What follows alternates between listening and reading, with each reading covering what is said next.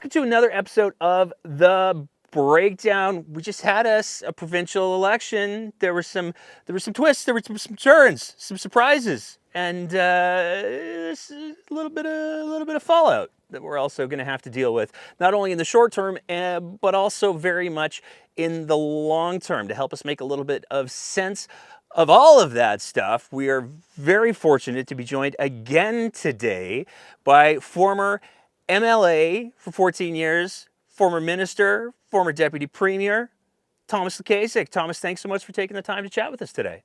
Thank you for having me again. I appreciate it. So let's sort of, before we get into the fallout piece, what were your sort of big impressions about what worked for this campaign and what didn't work in this campaign for both parties? We'll start with what worked well from your eyes that the UCP did. I think they were rather effective and successful in isolating Danielle Smith of the recent past from the Danielle Smith party leader. NDP has gone out of its way to highlight some of the ridiculous and atrocious things that she has said, advocated for, and mused about. And UCP argued, well, yes, but that's Danielle of last week, literally last week. Don't listen to that. Her views have evolved. She's now a premier, and she doesn't believe in that anymore. And somehow it worked. Albertans were willing to give her a pass. So that definitely was a successful campaign strategy for UCP. The second one that was very successful for them, even though both of them really speak to electorate, was basically putting a plug in Danielle Smith's mouth and keeping her out of the media for the last 3 days of the campaign, having no supplemental questions by the media, just having her answer as few questions as possible. And the strategy was there, and it was brilliant, was A, they knew that the things she stands for could get them in trouble, and B, she also will say unscripted things that could be ridiculous, that will get them in trouble. So they were actually fronting other candidates instead of the leader of the party for media purposes. I'm curious, like one of the things that struck me, and I'm curious if you think that it's like foreshadowing if or it was just about, it's the last press conference, no one cares. Because the last media appearance that Danielle Smith did where she answered questions came a couple of days before the end of the campaign, and it included a few candidates that were, the odds were not forever in their favor, let's say. And those candidates didn't get, at least two of them didn't get elected. But what I found particularly telling about that press conference was when you take a look at who the first three questions went to. They went to True North, they went to the Rebel, and they went to the Western Standard.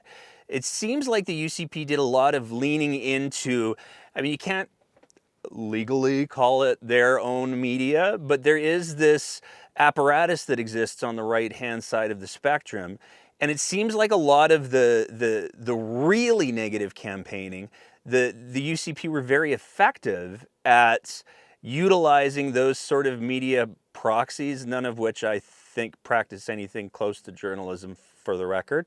But do you think that played into the successes for the UCP? Sure it did. They did the math.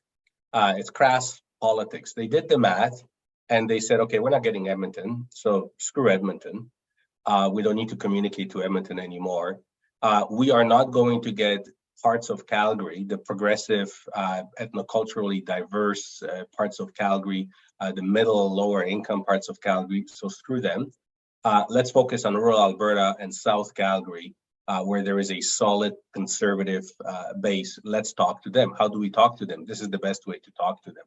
So instead of mincing your words through CTV, CBC, and others, and podcasts like yours, why not just go hardcore to our base and say what we mean and mean what we say? So that's exactly what they did. So towards the end of the campaign, parties do internal polling all the time, so they know actually better than the media where they're at, seat by seat. And it was obvious that, and you look at trends, you do this polling every few days, and you look at trends, and trends were showing that there was just no way that they're going to win those moderate ridings. So they went hardcore and started utilizing, Rebel and outlets like that. I had a conversation with a journalist, mainstream journalist recently, and this is becoming a problem because it's very divisive. It's all about misinformation, and let's be frank. Media is the fifth estate. It's part of a democratic process. The public needs to be informed in order for the public to participate in democracy, and it has to be informed through a truly independent media source. I am firmly of the belief that the word journalist has to become a protected professional designation. Much like you can't call yourself a pharmacist, you can't call yourself an engineer or a doctor or accountant unless you are accredited by a self-governing licensing college. I firmly believe that journalism is so important right now in our society for the survival of our society, our civilization as we know it, that it has to become an accredited title. So any guy with an iPhone and access to internet from his mother's basement can't run around and call himself a journalist. There has to be a process of credentialing. And I know that heads are exploding. They're saying, oh my God, Soviet Pravda, only government media. No, I think just like doctors decide who is a doctor and accountants decide who is an accountant, it should be bona fide journalists deciding who is a journalist. And if Rebel Media meets their requirements, then let them be journalists. But there has to be some licensing of journalism because, knocking on doors, the stuff that people were telling me at the door that they believed it to be true. And I asked them, where did you hear that? And they said, on the news. And I said, it's just impossible that you would have heard something like this on the news. And then to realize that, well, yeah, but they listen to Rebel. They actually consider Rebel to be a news source. Yeah, it's fascinating, especially with the Rebel, because it seems like the Rebel, Ezra Levant, that whole crew, they're very, very good at putting on, sort of doing journalistic cosplay. But as we've seen in lawsuits in the past, Mr. Levant has been very, very quick to come out and be like, no, I'm not a journalist. I'm just doing commentary. And it's one of the reasons why, here we're very, very clear we're not journalists. It's in our bio. Please don't mistake us for that, because I think you're absolutely right. The harm that is caused when people present themselves as practicing journalism when they're doing content creation is very, very toxic to the discourse. And I think another thing that's important to highlight, I just want to make sure that I'm understanding what you're kind of proposing properly. Just because journalist theoretically could become a protected title, that doesn't mean that people couldn't still do content creation. It just means they wouldn't be able to use the moniker of journalist. That's correct. If you want to be in the business of entertainment, that's perfectly fine. So outfit like Rebel can continue doing exactly what they're doing. I have no issue with what they're doing. Some of the stuff is offensive, and I wouldn't personally watch it. But there are many things that can be bought or rented that I wouldn't watch. But let them be. If there's an audience for that, and you want to pay for it, and you want to watch it, Mr. Ezra Levant is in a business. He's making money doing what he's doing. He knows that he has to agitate audience. Man bites dog, no story. Dog bites man, no story. Man bites dog, a big story. So he creates those stories to get a big audience, right? It's sort of like National Enquirer. Look at the front page. People buy it because somebody saw a Sasquatch in the forest and they say, "Oh my God, let's see it." So let him do that. That's perfectly fine. But nobody would argue that National Enquirer is a reliable, source of information. You buy it because when you're sitting in your doctor's office waiting to get in, it's fun to read. But you would never say, "I know this to be true because I read it in Enquirer." The problem is that some of these outlets purport themselves to be media, and people watch them as if they were journalistic, programs with integrity. And then also there was morphing. We saw what happened during the American election with Fox News, that they started to generate stories because they were tracking what people want to see. So they sort of stopped being journalists and became entertainers.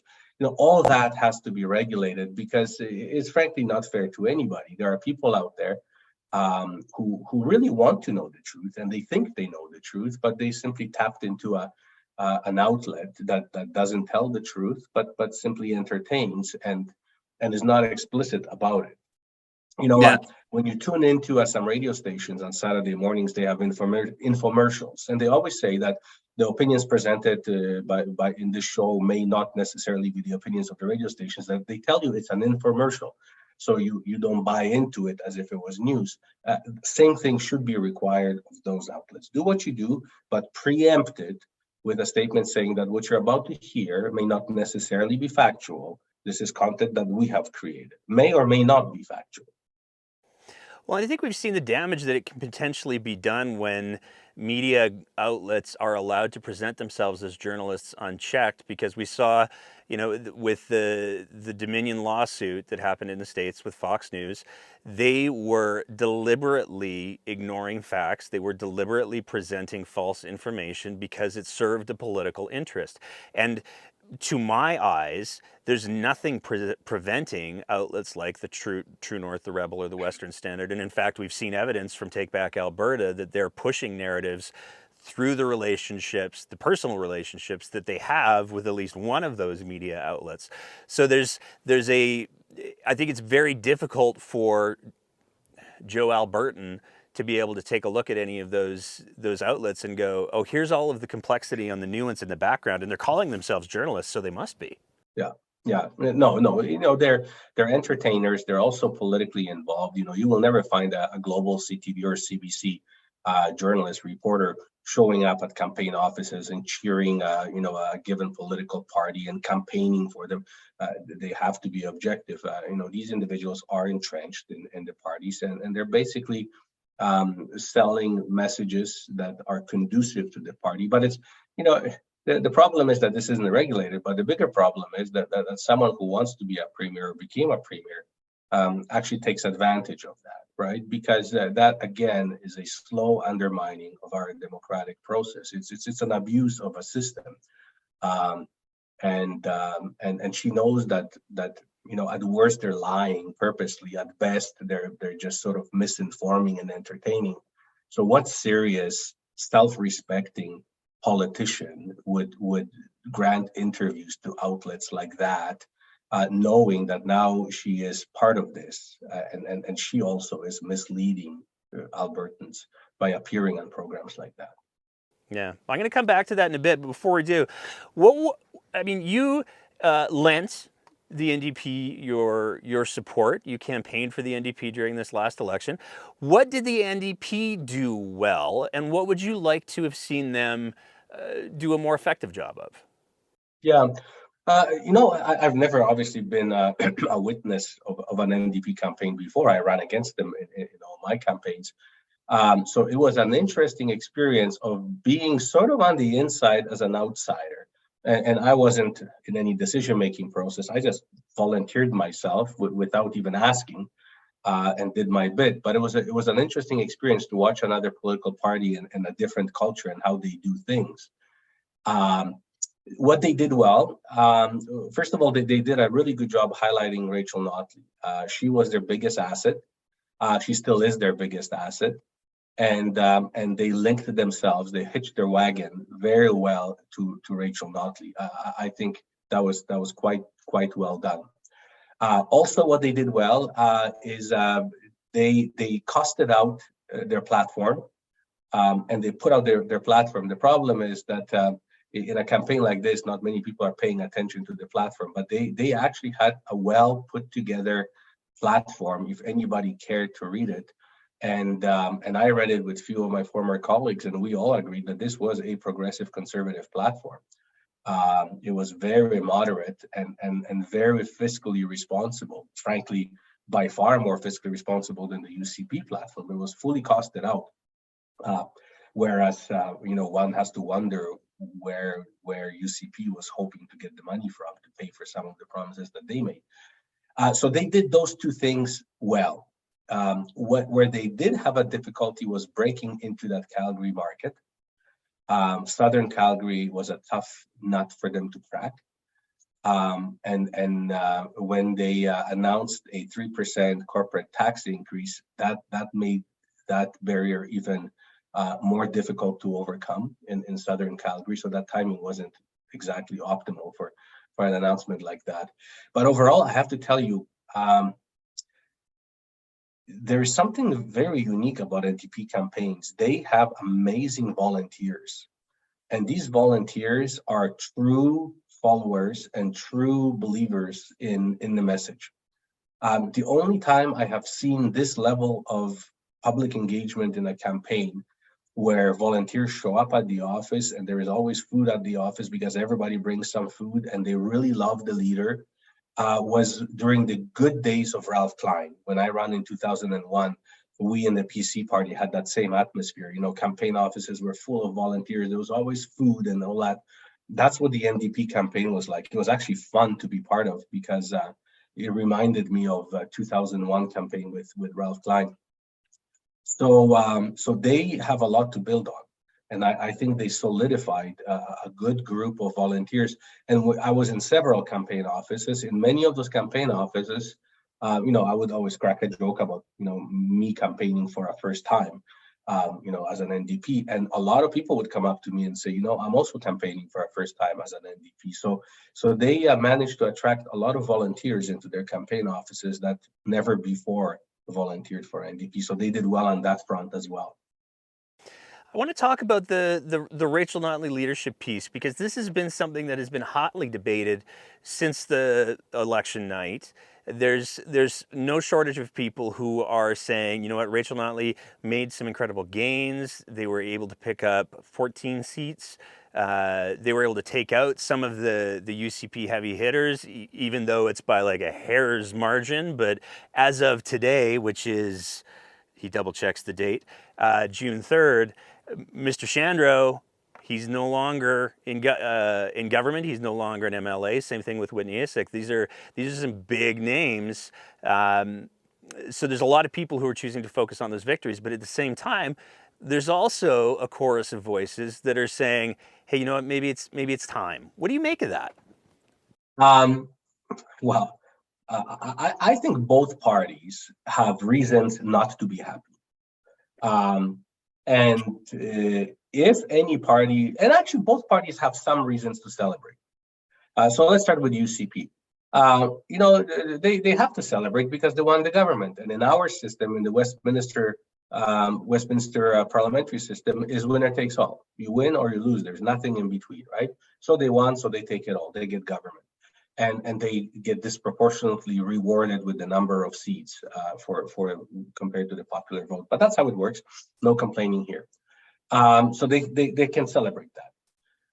What they do have a problem with, and they will not tell you this publicly, but I am certain of the fact that this is being discussed in the back rooms, is first of all, how is it possible as a governing party to run an election and lose that many seats, particularly in Calgary?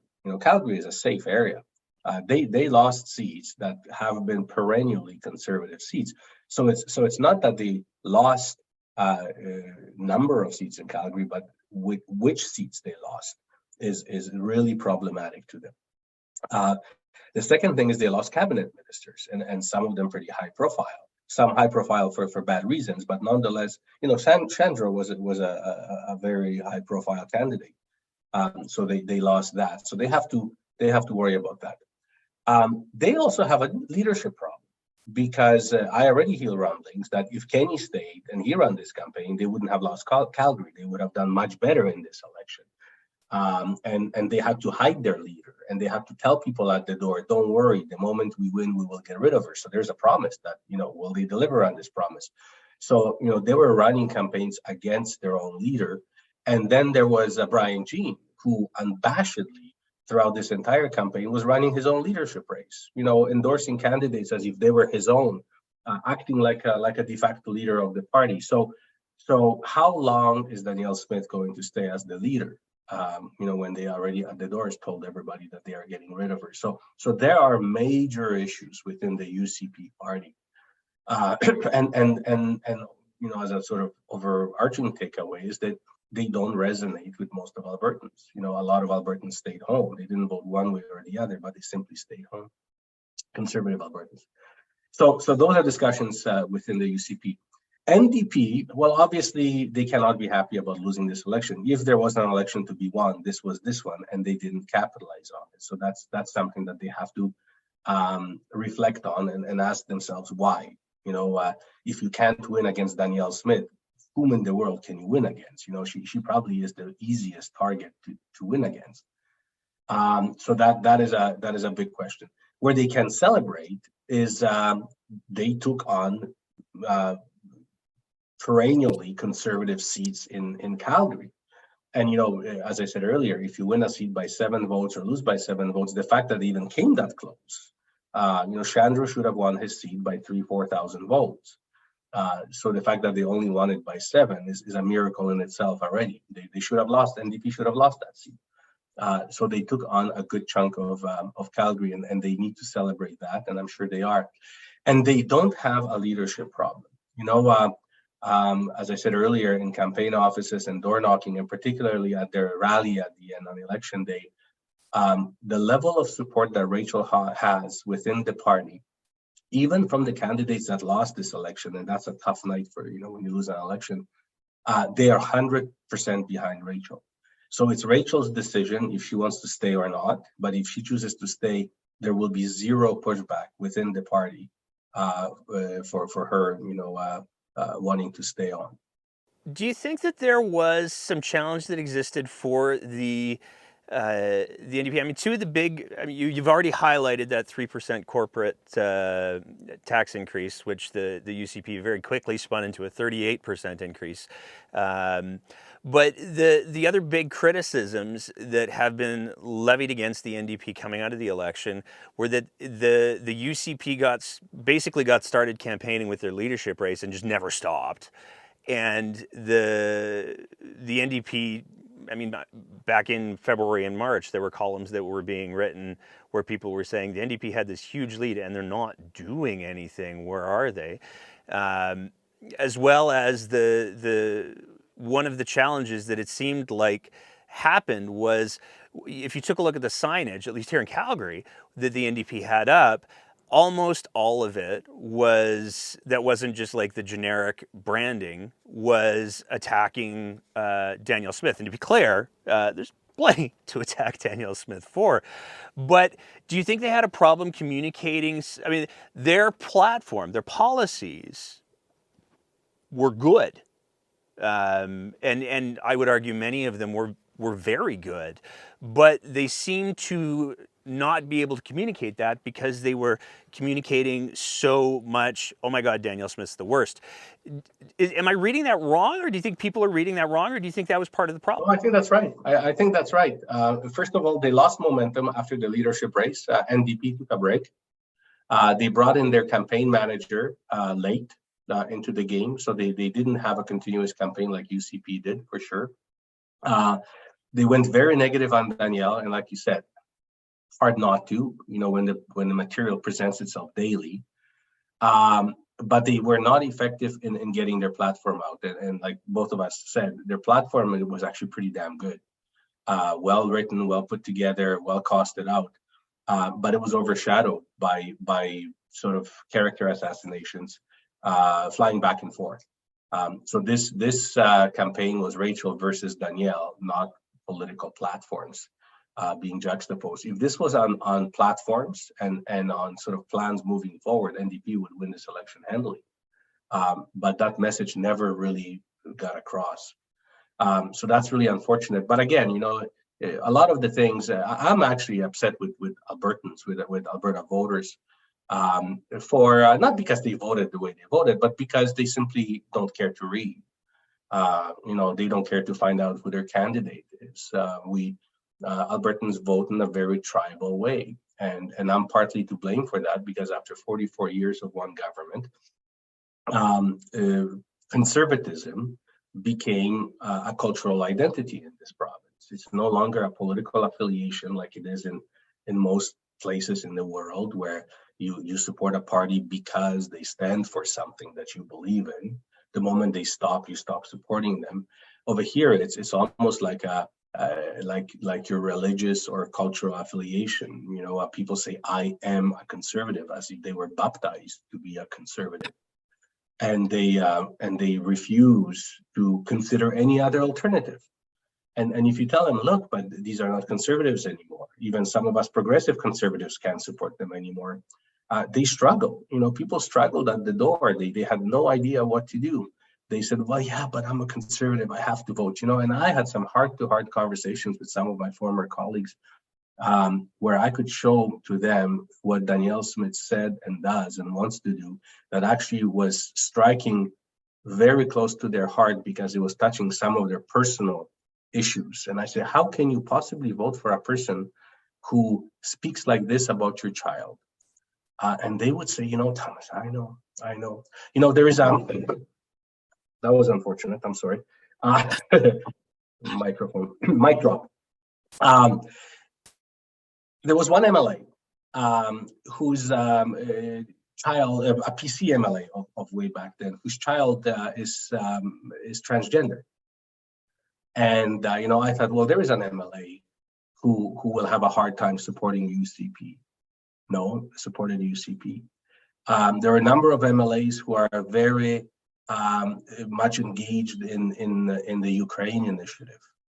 And not only did Danielle say pro-Putin things, but during the campaign, her candidates were coming out and calling Zelensky a war criminal. So I thought, okay, there is no way in a riding like Vegreville, you can vote for UCP. This is crazy.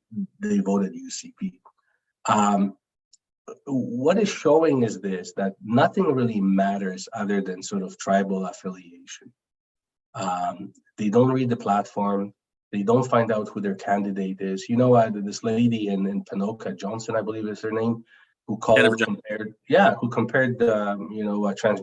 or LGBTQ kids to, excuse my language, but to pieces of shit in a cookie dough. She got 72% of popular vote, right? So I ask myself, do we blame her? Yeah, of course we blame her. It's a vile thing to say, and it speaks to who she is, by all means. But do we also blame the people that voted for her? Do they now legitimize what she says? Yes, they do. Don't say, no, I don't believe in that. Yes, you believe in that. If you voted for that, you believe in that. Or at least you're willing to overlook it because something else is more important to you. And I don't know what possibly could be more important to you. 2% lower taxes, that's more important to you. So, when I said that we need to have some very uncomfortable discussions, I think it's time to have those discussions in Alberta. I know Prentice said, look in the mirror, and he was villainized for that. And I didn't agree with a lot that Prentice had to say, but that one thing was actually the correct thing. It is time for ourselves to look in the mirror. We as Albertans have spun these mythologies about ourselves, that we're self-made, we're entrepreneurial, we don't need anybody, we don't need the rest of Canada and the rest of the world, we can do it ourselves, that we're the kindest, the most loving, the most altruistic people in the world, that if you get stuck in the snow, somebody told me there will be a farmer that will always come out and pull you out of the snow. These are mythologies, because same thing will happen anywhere else in the world. There's nothing unique about us. If you travel the world a little and listen to what people say, everybody says that about themselves. Everybody thinks that they're the best. But who are we objectively? What do the numbers say? You can tell me whatever you want me to think about you, but that doesn't matter to me. I will look at the numbers. I will objectively look at the scores. If you tell me that you win every football game and then I look at the scores and you lost every single game, it doesn't matter what you say. So I'm looking at the scores. And where I have candidates as vile as this woman, winning with 72% of the vote, where I have candidates, that don't even campaign, they just sort of absent themselves because they're going to win no matter what. Where I have people, sort of say vile things and they say, well, forget about this, but, what about our economy? I think this is what defines us. This is who we really are. I think voting patterns are the best report card on a society. We always say we get the government that we deserve, and we truly deserve this government, and we deserve it because this is who we are and this is who we voted for. So on Twitter, sometimes people always say, "Oh my God, whom are we becoming?" And I said, "We're not becoming. We are that. That's how we vote." If you go to a ballot box and you know that the candidate or the leader of the party you're voting for is vile, but you're willing to overlook anything because she isn't NDP or because she is conservative, and you will take anything in the name of conservatism or any other political affiliation, you deserve exactly what you're going to get. And the unfortunate part is that the message to politicians in Alberta has always been, it doesn't matter what you do. It doesn't matter how you misperform or how vile you are. Don't worry, we'll re-elect you. Maybe speaking a little out of school, but I've been doing this for a while and I will continue to do this. There was a candidate, a cabinet minister, longtime cabinet minister in our PC caucus from rural Alberta. And he, during election, when the election was called, would always go to Mexico for those 28 days. And, in urban ridings, like in Edmonton, you door knock literally up to 12 hours a day, and you still skinned, I lost by 3, won by 5. That's how close elections were. This candidate would go to Mexico for 28 days. And his comment always was, I can only talk myself out of winning. If I don't show up, if I'm absent, don't show up to any debates, don't door knock, don't do anything, I'm going to win. And sure as hell, that candidate was one of the longest elected members in the history of Alberta legislature by never campaigning, because he was a progressive conservative. And that's how the electorate voted. And the electorate knew that he was absent, that he wasn't working for their vote. And they always voted for that candidate. So elections are as much a report card on political parties as they are on the electorate. And when New York Times writes a full-page piece about Alberta election in not favorable terms, I think it's time to stop and say, no, never mind this mythology. Who are we really? How does the world view us? We could be spinning stories about ourselves, but how does the world really view us? And the reason it is important, because obviously it's important to be decent and to be seen as a decent society. But if you don't care about that, if decency is not your thing, and you only care about your wallet, then let's talk about that. When New York Times writes about us in these terms, when I'm asked for interviews, and I do them, several of them during the campaign with major European news networks in numerous languages, how do we present ourselves to the investor market? Do you think companies want to invest in a province like this? Do you think young people, entrepreneurial, well-educated people whose world is the oysters, who can work and study wherever they want in the world, do you think they want to come and live over here? So do you think this is good, really, truly good for our economy? And the answer is obviously not. We are losing young people. UCP argues that we have an influx of people coming to Alberta. We do, but not the young, entrepreneurial, well-educated people. We have people coming over here to do the oil and gas work, and they come, and I'm glad they're coming. But the moment the price of oil drops, they'll go back to wherever they come from.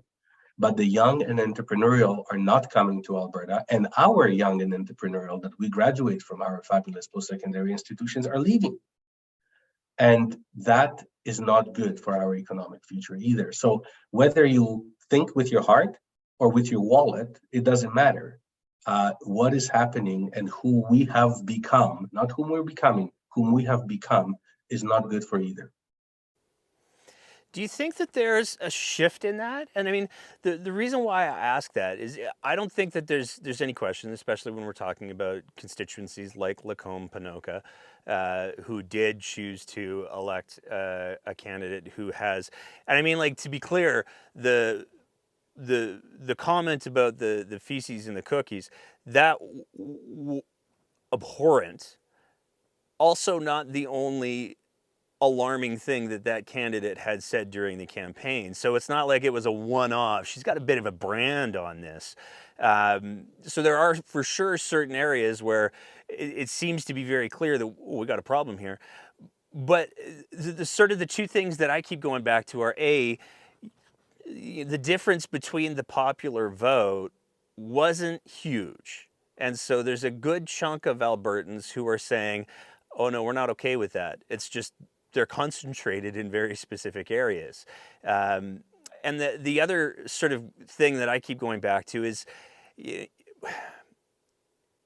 there was an extraordinarily powerful column that I read just a couple of days ago where one of the organizers for Pride in Lacombe Ponoka was saying, you know what, it would be so much easier for me to move to Edmonton or to Calgary where I can be part of a strong community, where I know that I can be accepted for who I am. I'm not going to be judged or hated or frankly have to be afraid simply because of who I am.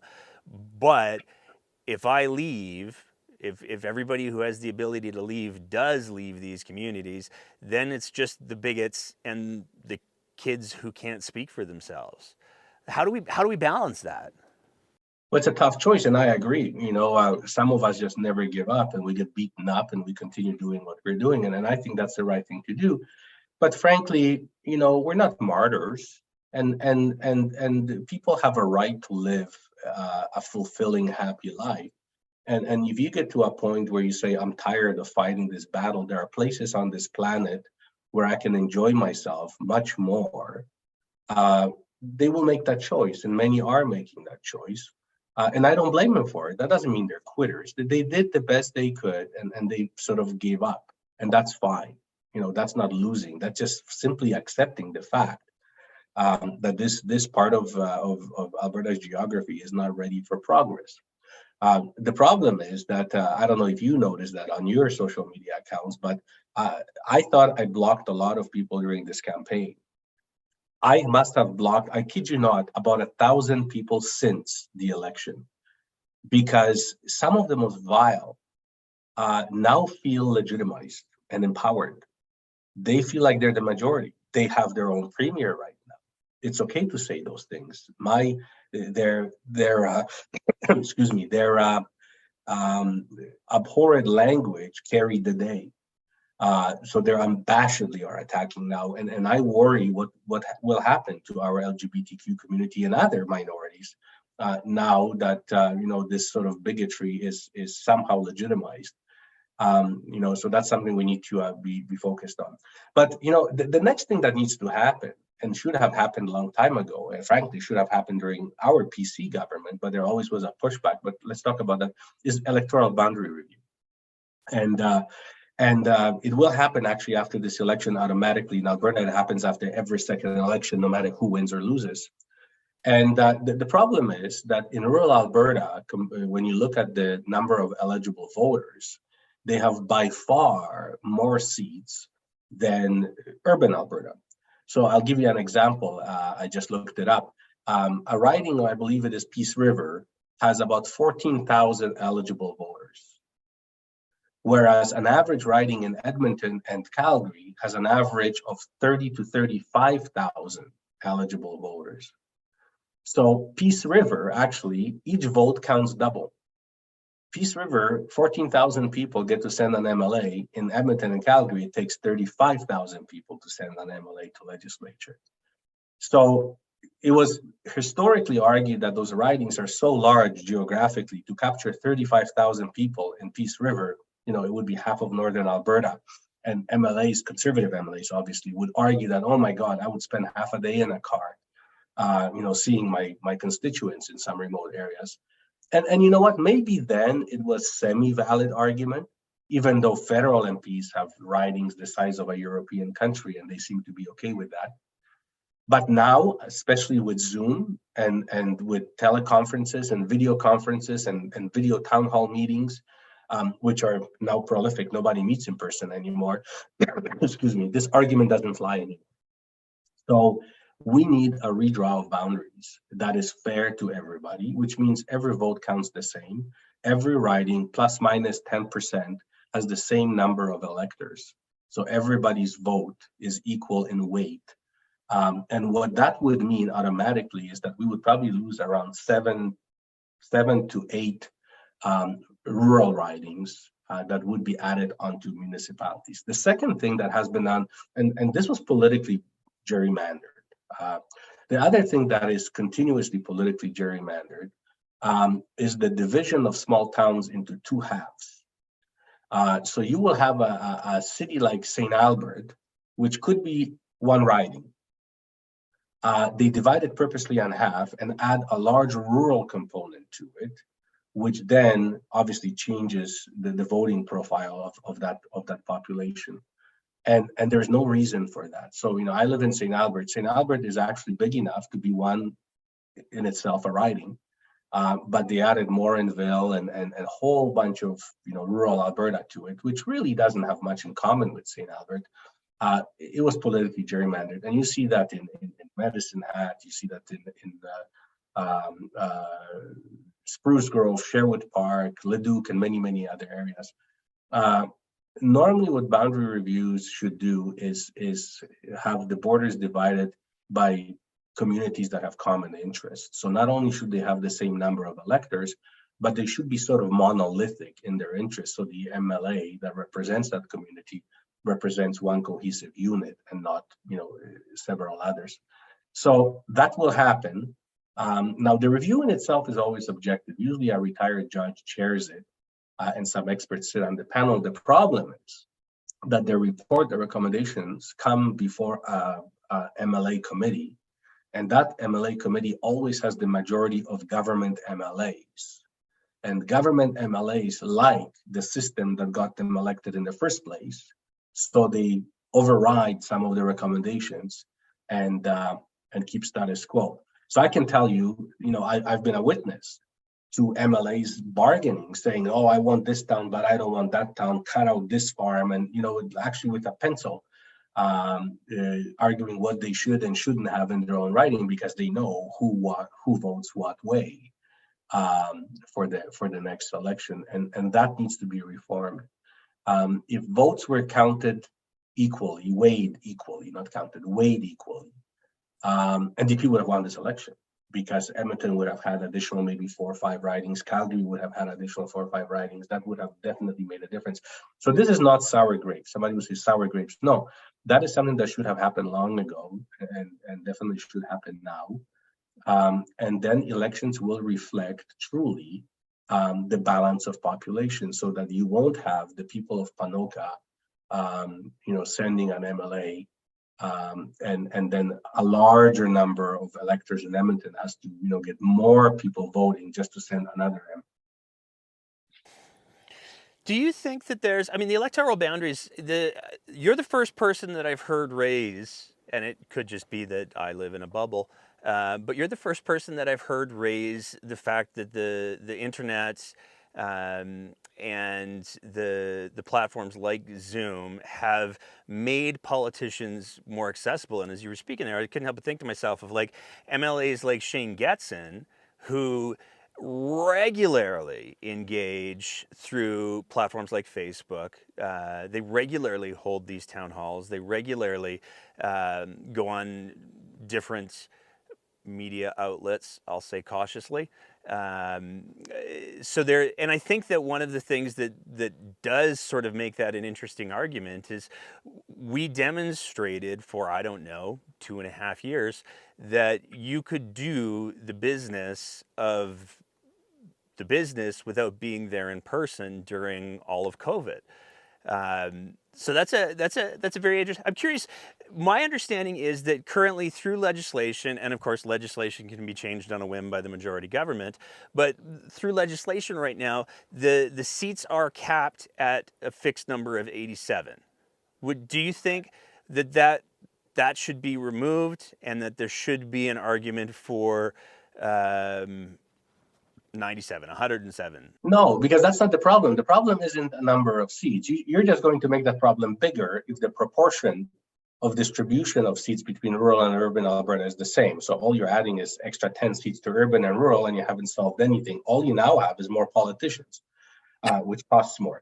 And most Albertans don't know that, but In a province of 4.5 million people, we have several thousand elected officials, school boards, counties, city councils, and MLAs and MPs. There's actually several thousand elected officials already. We probably are the most governed jurisdiction, maybe not in the world, but in many parts of the world. We don't need more politicians. What we need is a true democratic process where the same number of people get the same number of MLAs. It's proportional representation, and my vote in Edmonton or in St. Albert should have the same weight in choosing an MLA as the guy in Peace River. Right now, my vote is worth 50% with its power to send an MLA to a legislature compared to a fella in Peace River. So that's all we need to do. I would say we actually have too many MLAs. If there was a way to decrease from 87 down, nothing would happen. The reason we grew to 87 was because of geography. And that argument carried those days that, I remember there was one MLA, I believe it was Hector Goudreau. He was a cabinet minister in the PC caucus. In his riding, to get to some of the communities, he actually had to drive to British Columbia and through British Columbia re-enter his riding to get to certain communities because there was no direct Alberta highways. And those days, I sound like an old man, but this is pre-Zoom era, 2001 to 2014. Video conferencing wasn't, as mainstream as it is right now. So you had some sympathy for that. And they would argue you can cross your riding in 20 minutes. My riding, Edmonton Castle Downs, for sure. I have to drive for 5 hours to get across my riding. I get it. But right now, nobody drives 5 hours across the riding. Most MLAs and MPs meet with their constituents electronically. Constituents no longer expect MLAs to be there physically. So this argument right now is just purely a political argument. True review of boundaries should happen. And if you brought all ridings to a mean average of 30,000 voters, that in itself would solve the problem. Yeah, that's very. I've seen, like I said, quite a few of these debates going on social media about we got to fix the voting thing, and that is the first time I've heard anyone say, no, we have the tech to do this. We should just be doing it. So that's a very interesting argument. What are the other things that you're watching for? I mean, we have Danielle Smith is the premier. She's going to remain the premier. She's going to ostensibly put together a cabinet. The bench on the UCP side, there's not going to be, unless she goes ahead with her Council of the Defeated or whatever Game of Thrones title we're putting on it, there's not going to be any representation for Edmonton. There will be minimal representation for Calgary. And even when you look at the bench strength for some of the larger ministries, I mean, I'm sure that somebody like Rajan Sawhney is probably going to end up in energy or healthcare. But when we take a look at something like the Ministry of Justice, there's been quite a bit of debate around that because you only have 3 people who have any experience in law. Brian Jean, who's not a practicing lawyer anymore. You've got Mickey Amory, who has had some problems. And just got admitted to bar. He just graduated from law school very recently. And then you've got Jason Steffen, who has some views on some things. How do you see Danielle Smith navigating that? Does she just throw it to Amory and say, please don't be a Shandro and a Madu? Or could we potentially be seeing a justice minister who has no background in law? Well, you don't technically, excuse me, I'm under the weather. You don't technically have to be a lawyer to be a justice minister, as long as the deputy minister is a lawyer. But it really makes it awkward because it is the justice minister that is the chief legal counsel to the chief justice of Court of King's Bench. So it really creates a lot of problems when your justice minister is not a lawyer. So she likely would choose one of those 3. The problem is, like you said, they're rookies, and a justice minister is a pretty complicated job. And every time we had a rookie justice minister, with Jonathan Dennis and a few others, it always has been a problem. They simply don't have the gravitas that it takes to be a justice minister. A justice minister is sort of a senior lawyer respected in the legal community position where they look up to the justice minister. Justice ministers historically became judges because they were the sort of the godfathers within the profession. Everybody trusted them. They were the wise men of the profession. Now when you have people who graduated foreign law schools and now law society loosened up the rules actually to become a lawyer, which is another story for another subject. But you have foreign graduates from questionable law schools, and then you have rookies who just were admitted to the law society becoming justice ministers. It's a little insulting to the legal community, to the real lawyers out there who've been practicing for many years. So it's a problem. But aside from justice minister, any premier will tell you that putting your cabinet is probably one of the toughest decisions you have to make as a premier, and that's even when you have a good slate of candidates to choose from. Danielle doesn't have that privilege, so Edmonton will be a problem for her. She will probably utilize some of the MLAs in the donut around Edmonton, Spruce Grove, St. Albert, and Sherwood Park, to fill in the gaps. But if you're an Edmontonian, it's hard to argue that someone from Spruce Grove is representing your interests. It's sort of a bit of an insult to Edmontonians. Now, she made it clear already, first day on the job, and she blows it. Instead of saying, well, I'm going to develop a good relationship with Mayor Sohi, hold her nose if she doesn't like him. You're a politician. You don't get to choose who you like and who you work with. The electors told you who you're going to work with. I'm going to work with Mayor Sohi and the city council, and we're going to develop a good plan for Edmonton. No, she decides to insult the mayor and the council, and it says that she's going to go to her council of losers, which wasn't exactly a first step towards making amends with Edmonton after Edmonton just showed you out the door. So there's a problem with Edmonton. Now, her rural candidates, there are some nice people over there, I'm sure, but there's some major portfolios to be filled, and most of them have zero experience. So this will be an interesting cabinet. For the sake of Alberta, I really hope she has a decent cabinet. We live in this province and we want them to make good decisions. But I tell you, slim picking. Now in Calgary, Calgary will be fine because she has enough MLAs over there to represent the interest of Calgary. But that further widens the schism between Edmonton and Calgary. Edmonton and Calgary are competitive, and when you have several ministers in cabinet from Calgary and none from Edmonton, that's a real problem. Prentice appointed 2 cabinet ministers who were not elected. As you remember, former Mayor Mandel became a Minister of Health, and he wasn't an MLA, and then he ran him in the next election. She has that option to appoint an unelected cabinet minister. Our system allows for it, but then there's an expectation that cabinet minister runs in the next available by-election. I'm not sure if she's going to go there, but that would be an option. Interesting. I mean, it's fascinating to me because, even the internal politics with 2 of the potential lawyers that she has or people with legal experience that she has to play with. I mean, it blows my mind that I have to say the only reason why Danielle Smith was unsuccessful in interfering in the administration of justice is because Tyler Shandro said, no, you can't do that. That's a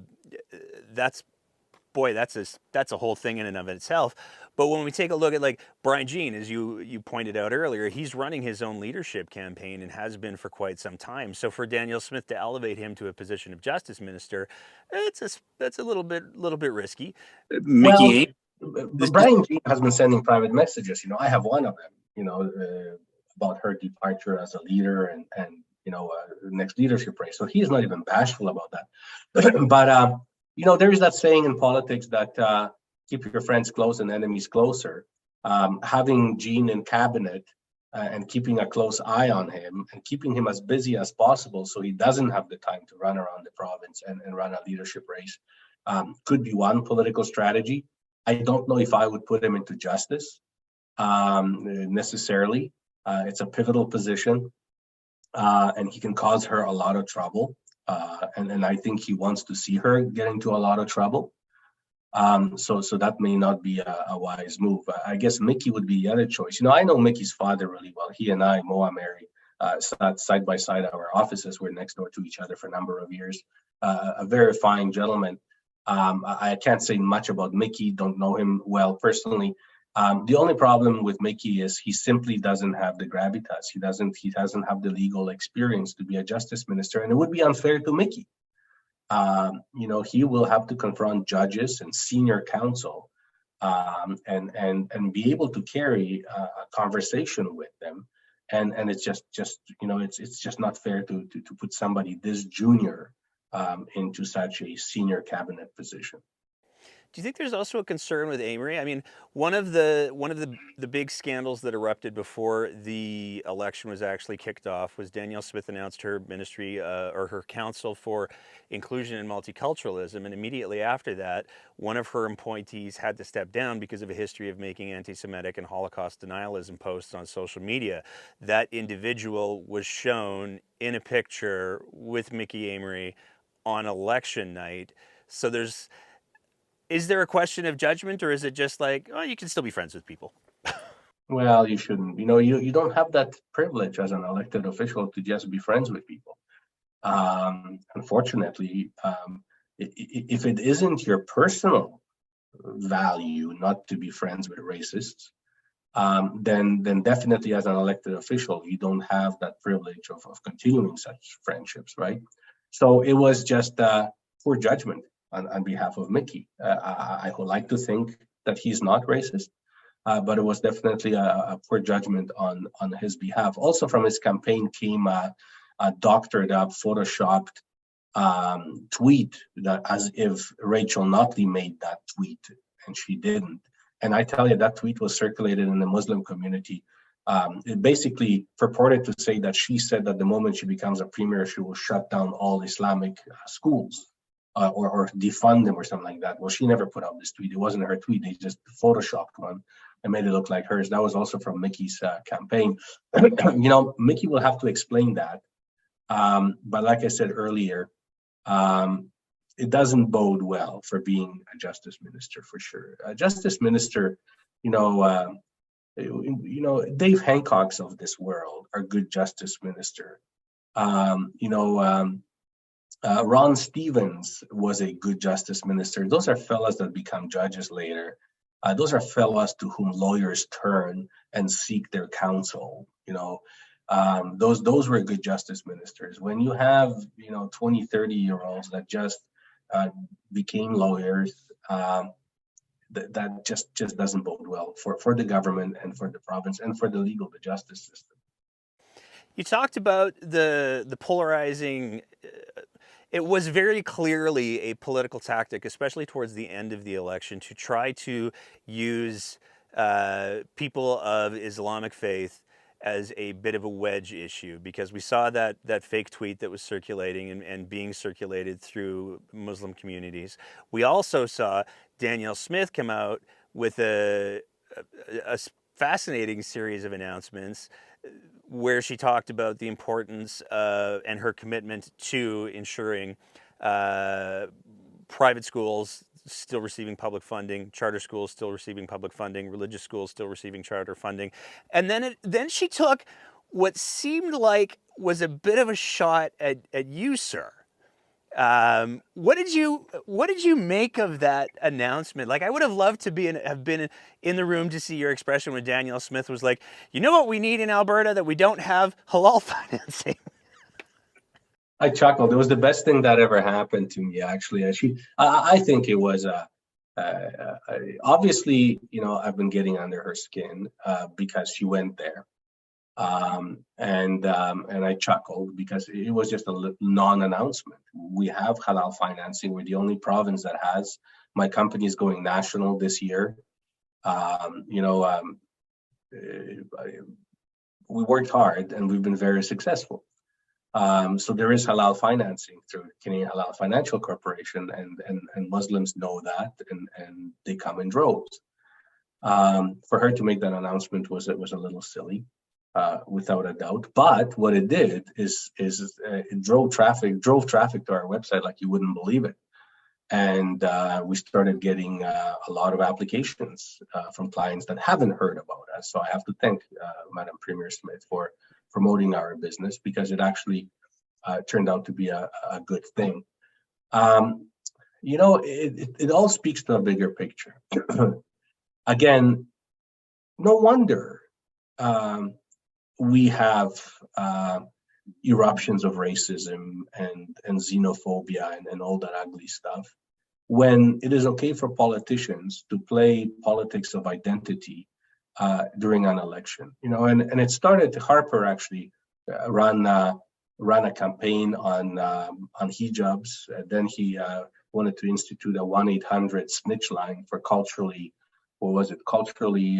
Eric practices. Yeah, that's right. So that was an anti-Muslim campaign in the last 2 weeks of his campaign when he was losing. And Danielle Smith started doing the same thing. She was basically scaring Muslims that the other party is going to defund your schools, and that I am the best friend with Muslims. And she was very careful with where she was promoting that, because her base wasn't very happy with that. Some of her call them rednecks that support UCP weren't happy with that at all. So she was very selective where she was saying what. But to go to a vulnerable community like Muslims and scare them that I'm your savior, and unless you vote for me, you're going to lose everything that's dear to you, is simply patently unfair. Rachel Notley was in government for 4 years. The Islamic Academy in Edmonton was in the NDP education minister's riding, and it's still there. It didn't get defunded. So to take a community that is already vulnerable and to scare them is simply not fair. Why? These are Canadians. They're voters. Many of them are born and raised in Canada. Why would you single them out and go after them? That's just pathetic. But that's the kind of a campaign she ran.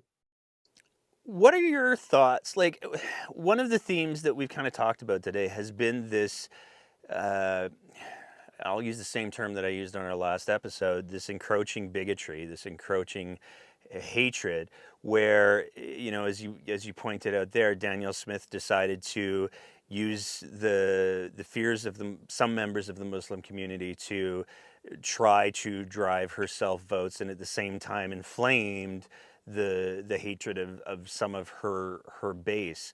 It seems like when you look at the UCP side of the bench, which is the government now, still, the condemnation for hateful rhetoric seems to be the bare minimum and performatory at best. And that seems to be setting the tone for some people. And to go to your point about the social media and the blocking, some of the tactics that we experienced here at the breakdown during this election were shockingly vile. And I mean, the month before the election, I think the block list for the breakdown was about 27 people. It was 27 accounts over 4 years. It's probably in the thousands now, because like literally every time one of the people who has the keys to the account logs in, there's 20 to 30 that we gotta boot out of there, because they are literally using hate speech. They're literally inciting violence.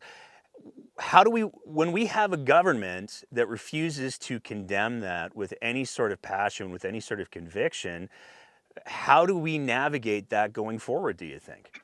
Well, not only are they refusing to condemn that, but they're part of it.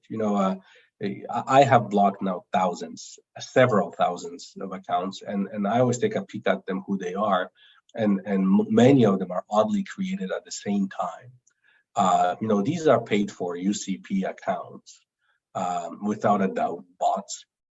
So they're not only are not reticent to in any way condemn that, but they're actually running those accounts. Those are, to a large extent, those are their accounts. And that's just unbelievable that this would be happening in Canada, anywhere in Canada. The second problem, as you indicated, is that they're very careful not to offend those people. Those are their voters. That's their voting base. And by winning now, the level of ugliness on social media right now has, quadrupled. There are accounts that are now sort of saying out loud maybe what they were thinking before. On June 1st, the Pride Day, it never happened before. I kid you not, probably 30 teachers whom I never have been in touch with before contact me through a variety of means, saying that for a first time ever, their classrooms are half empty. Parents kept children at home on Pride Day. What do we do? And I imagine they reach out to me because I'm a former teacher, former education minister. It's hard to answer that question. But all of a sudden, parents who would have sent their kids to school didn't. Why? Well, because they're empowered. Leadership matters. What leaders say matters. And the amount of power you have as an opinion setter, as a premier, is not to be taken lightly. And when a government that is known for these kinds of views gets elected, this gives an extra jolt of energy to some, haters. Call them whatever you want. Some are not haters. Some are just uninformed people, or just not willing to accept any change. People who are not willing to accept anybody who's different than them. Call them as you want. The tag doesn't matter. All of a sudden, the message to them was, there's nothing wrong with the way I am. Now I have a premier like that. Now somebody finally understands me and listens to me. Now it's finally okay for me to say things that I always wanted to say because I'll get protected. I have a premier behind me. I matter. What I say isn't fringe anymore. And that's what populism is all about. That's what Trump created in the United States. Trump did not create, or Danielle Smith did not create ugly people with ugly views. She just allowed them to raise their hand and say, here I am. Those people were always around us. Those were always our neighbors, but they would never say those things to us because it wasn't popular. Now it's popular. So they're saying those things. And that's the troublesome thing. Because, if you have some ugly views and you keep them to yourself and you don't act on them, too bad that you have to live like that, but be it. But if you now feel empowered to act on them, and you think that it is now mainstream and it's okay to be expressing those views and acting on them, that's when trouble begins. And unfortunately, we are now in an era in this province where those things that were kept quiet and to themselves are now vocalized and acted upon. It's stunning to me that Smith doesn't seem to have learned anything from her whole Artur Pawlowski experience, because as was clearly spelled out in the Ethics Commissioner's report, Smith was afraid that if she didn't do what Artur wanted, he was going to embarrass her with a press conference. And that was the crux on which the Ethics Commissioner was able to say, yeah, no, she violated the Ethics Act, because if she hadn't said that part, she didn't have anything personally to gain from it. But because she was very clear that that's what her motivation was, and it's stunning to me that she hasn't figured out that perhaps being beholden to bigots isn't great. But the question that I want to ask you is, do you think that the fact that we have this leadership void that is emboldening these views, and I want to be clear, not to say that it wasn't important before this, but do you think there's a greater importance for people who aren't the Premier of Alberta to call this out when their neighbors say the bigoted or the hateful stuff? Does it just make it all that more important for the everyday average Albertan to say, not on my watch? Most definitely. As a matter of fact, those of us who don't subscribe to those views and attitudes need to work harder. That's all there is to it. I hung out a pride flag on my house yesterday. And in my neighborhood, actually, there were always about 5 or 6 just within one stretch of one block. Now there are 2. I'm going to keep watching if the number of pride flags goes down. But the thing is, we need to do that, and I know it's difficult to do, and I can't ask anybody to do it because it's difficult to do. And maybe even there's some element of danger attached to this. So I would never ask anybody to do it, but I can tell you how I conduct myself. Every time I hear, and no matter who it is, saying something that is offensive, that is demeaning to a minority group, that is untrue politically, it's just spun out misinformation, I confront it immediately. And I don't care if it's my family or my friends. I will stand up and say, not true. Or that is horrible. That is wrong. How would you feel if it was your child? We need to find that courage. And if more of us were doing it, there is nothing wrong with shaming people for doing those things and saying those things. We need to make this province uncomfortable for those who have those views, and help them and educate them. Not just shame them, but educate them. Say, why don't you read this? Why don't you look at this? Have you ever actually slowed down and thought about this? Is this really who you are? Because I'm finding that a lot of individuals, and I run into them in my circles, they repeat things, but they never actually slow down and thought about it. This sort of F Trudeau. I say, okay, well, tell me why. And then they don't really know why, but that on the job, that's what all the guys say. So they're one of the guys, and that's what they say too. So, it is incumbent upon all of us to confront it, to question it, to challenge it. I know it's hard work. I know it's uncomfortable. And we all have people like that in our families, that just go around and repeat stupid things. And we know them to be good people. And somehow they get caught up in this. But the fact is, there is that, that famous poem by a German Lutheran pastor. I can only paraphrase it, that, first they went for communists. I didn't care because I wasn't communist. And then they went for Jews. I didn't care. I wasn't Jew. And then they went for laborers. I didn't care because I wasn't laborer. And then they came for me and nobody cared.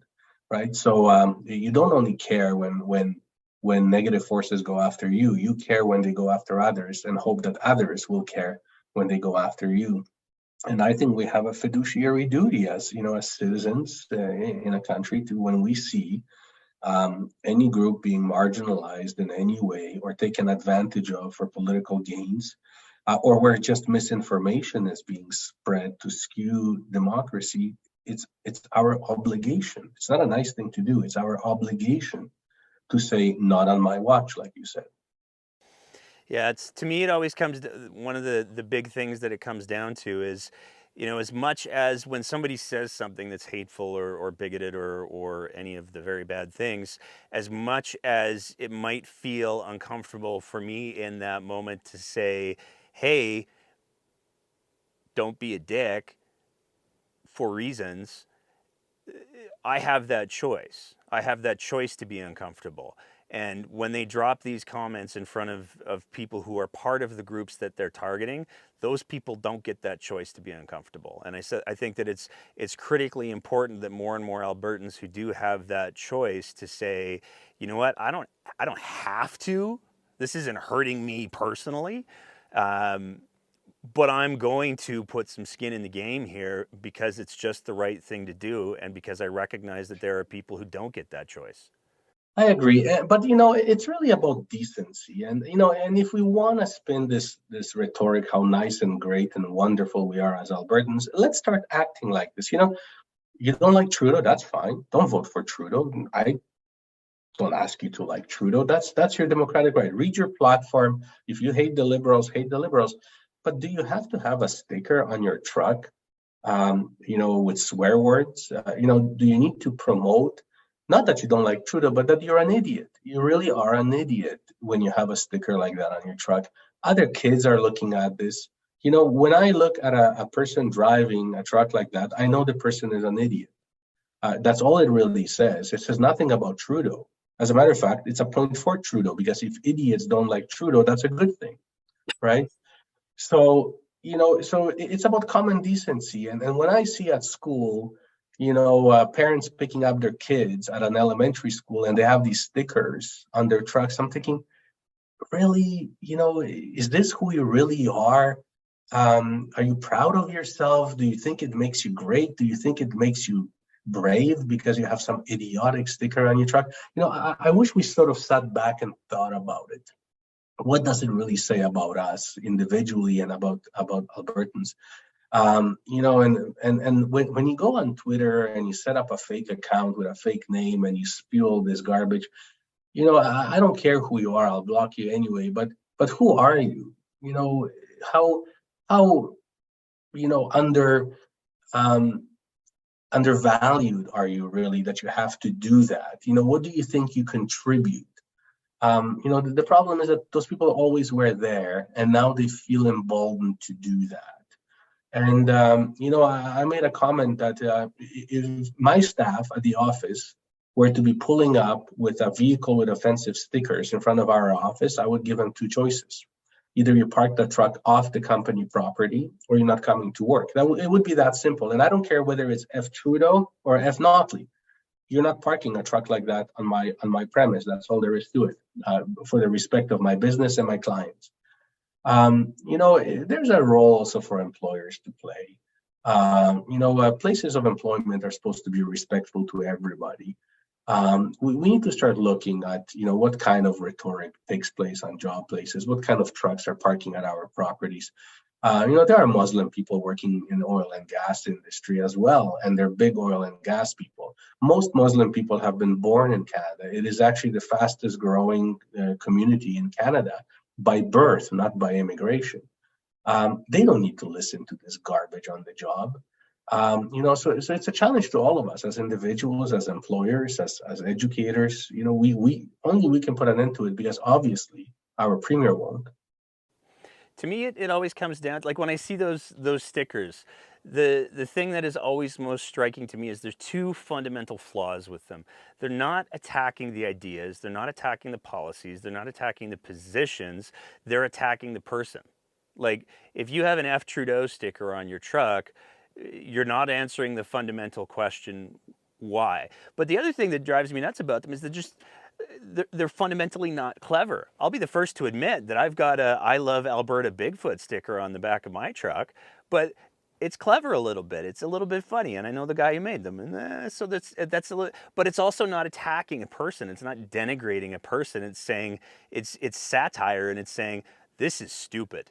And I think there's a big difference in how the argument is approached, and I think that's part of the problem as well. Those stickers, much like the truck nuts, they compensate for other deficiencies. That really is it. Mostly guys, they think that it makes them somehow macho, somewhat dangerous, vigilante, and that somehow people will even be scared of them a little if you're driving a big truck with nuts and a F. Trudeau sticker on it. I laugh at him. I'll tell you a story very briefly. When I was a Minister of Advanced Education, there was a professor from University of Lethbridge that anonymously used to write me poems and send them to my office. And I have to tell you, they were exceptionally well-written poems, except they were very offensive to me as a person. He was targeting me as a person. So they were just nasty, nasty pieces of really good literary work. So I enjoyed reading them. But they were just offensive. It so happened that one day I was delivering a speech at the University of Lethbridge, and someone knew who the author of those poems was. He probably was bragging about it to his friends. Look how brave I am, So somebody came up to me and said, "Hey, by the way, do you want to meet the prof who's writing all those poems?" I said, "Damn sure I want to meet that prof." So I was led to that professor. And I said, "Doctor, I understand that you're the one that's sending me beautiful poems, once every few weeks." And this man started shaking like a leaf. He was honestly scared. And I said, "Why are you scared?" And he didn't say anything. I said, "You know what?" I said, "First of all, I'm not an expert on poetry, but I think it's pretty well written, good poetry. But I wish you had the fortitude to pick up a phone and tell me what you think, or at least sign those poems, identify yourself so we can engage in a conversation. Maybe you have something that you want to share with me. Maybe I could have learned from you. But sending me nasty poems and not even signing them, That's not doing anybody good. And it says more about you than it does about me. The poems ended. Much the same with those stickers. If you were to talk to many of those people, they're probably nice guys. If you were to give them information and sit down with them one-on-one and say, well, let's look at the facts. What about this and what about that? Maybe you would never convert them to like Trudeau, and that's not my goal. But maybe he would peel off that sticker and realize that it's just stupid, and it just makes him and his family and his spouse, and particularly his kids in the back of the truck, look horrible with a sticker like that. So I guess all I'm saying in all this long diatribe is that let's become decent. Right? Let's become decent. Let's argue about policy. I go after Danielle Smith and used to go after Kenny on Twitter like there's no tomorrow, and I will continue to do that. But on policy, right? You will never hear me say anything bad about her as a person, or you will never hear me say F Danielle Smith, because it doesn't contribute. I will point out the fallacies in her thinking, in her past thinking, and in her policy development. But these personal attacks, they just have to end. And once we focus on policy, half of the people on Twitter will drop off because they know nothing about policy. They don't read policy. They just get high on sort of ganging up on an individual. They are bullies. That's what people do in junior high school. And cause a lot of harm because they will just continuously attack a person for who they are. Yeah. Mr. Lukaszuk, you have been extraordinarily generous with your time. I know you're under the weather. I want to give you just the last couple of minutes. Floor is absolutely yours for anything that you wanted to touch on that we didn't touch on. Well, first of all, I wanted to tell you at the offset, our first interview we did a few weeks ago before the election, and don't think I'm saying it to you because I'm talking to you, but in all my years in politics, seriously, in all my years in politics, I must have done thousands of interviews with many, many, many networks. I have never had this many people contact me and come up to me and say, I saw this video that you did, and thank me for it. So you have good listenership, and your program gets forwarded from person to person because I don't know what impact it had on Albertans, but I can tell you a lot of Albertans saw it because they were coming up to me to tell me about it. So whatever it is that you built, be proud of yourself. Congratulations, because it is penetrating the market for sure. Well, I'm terrible with compliments, but that's very kind, sir. Just take it. Last few minutes, I literally hope that we move forward on matters of policy. I really wish us for the next 4 years that we drop assassinations of personality, but go after past and current and future policy development.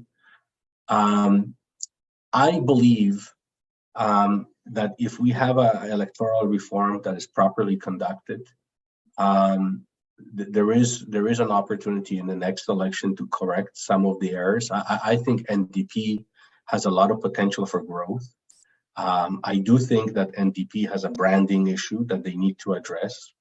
Those three letters NDP are really turning off a lot of voters in Alberta. They like Rachel, they like their platform, but they just can't find it within their heart to vote NDP. So that's something that I think they have to deal with.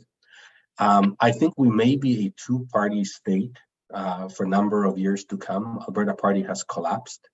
And that's unfortunate because usually it's good for a jurisdiction, especially in our political system, excuse me, to have 3-4 parties at play, but that won't happen.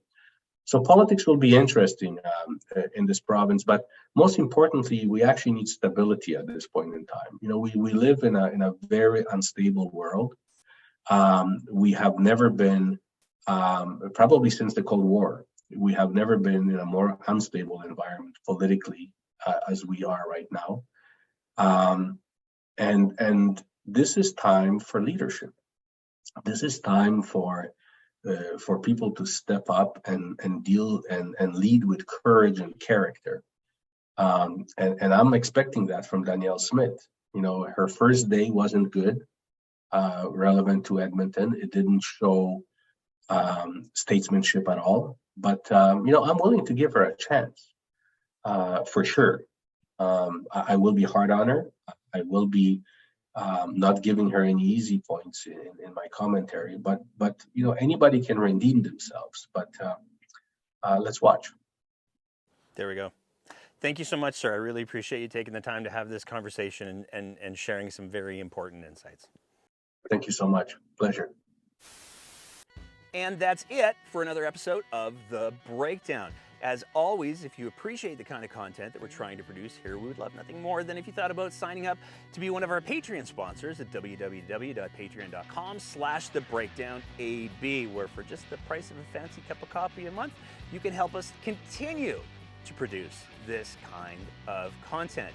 Whether you're listening to the audio version of the podcast, in which case maybe leave a review and a rating, or whether you're watching it on one of our streaming platforms, we want to say a big thank you to everybody who is part of the Breakdown's audience. And as always, take care of each other and keep the conversation going.